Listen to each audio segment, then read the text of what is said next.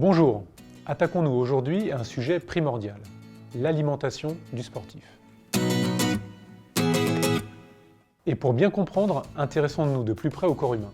De l'extérieur, rien de bien impressionnant.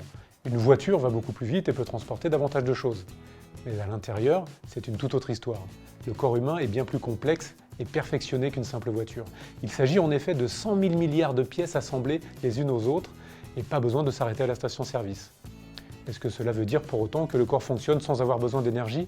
Bien sûr que non, il lui en faut. Et ça tombe bien, on dispose de quoi en produire à partir de ce que l'on mange.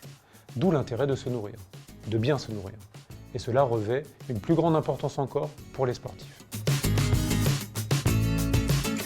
Reprenons donc l'exemple de la voiture. Plus elle roule vite, et plus elle consomme de carburant. Eh bien, le corps humain, c'est la même chose. Plus il s'active et plus il consomme d'énergie.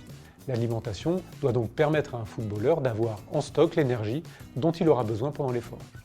Et s'il a consommé plus que ce qu'il possédait en réserve, son alimentation lui permettra de recharger ses batteries après l'effort. Mais quelles sont alors les règles à suivre pour bien manger? D'abord, il faudra apprendre à vos jeunes joueurs l'intérêt de manger varié. Il leur sera donc nécessaire de se nourrir à tous les repas de pain, de pâtes, de riz ou de toute autre légumineuse. C'est une source de sucre lent, à la différence des sucres rapides.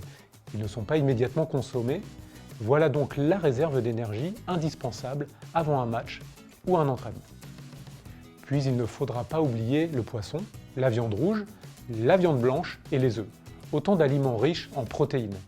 Au passage, sachez que si vous avez parmi vos jeunes des végétariens, vous pourrez leur conseiller le soja, les lentilles ou encore les fruits secs. Vous devrez aussi leur parler des produits laitiers, en gros du yaourt et du fromage. Comme la viande, ils apportent des protéines, mais aussi du calcium. Et ça, c'est important pour renforcer les os et éviter les fractures. Vos joueurs devront enfin consommer beaucoup de fruits et de légumes, au moins 5 différents par jour. Ils seront remplis de vitamines, idéales pour être en forme et avoir une bonne vue. Et ce n'est pas tout, vous devrez aussi leur inculquer quelques réflexes. En premier lieu, de ne pas grignoter entre les repas. Si l'estomac ne marque pas de pause, il se dérègle et vos joueurs risquent de prendre du poids. Puis il faudra qu'ils prennent leur temps. Plus on mâche, mieux on digère. C'est aussi pour cela que l'on conseille de ne pas prendre de repas dans les 3 heures qui précèdent un match. Ça évite de devoir faire des efforts en pleine digestion.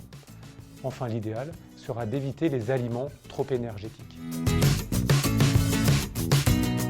Mais attention, si vos joueurs suivent tous ces conseils avant leur match, ils ne disposeront pas pour autant des réserves nécessaires pour courir pendant 90 minutes. Car en une rencontre, ils dépenseront la même énergie qu'en 12 heures sans sport intense.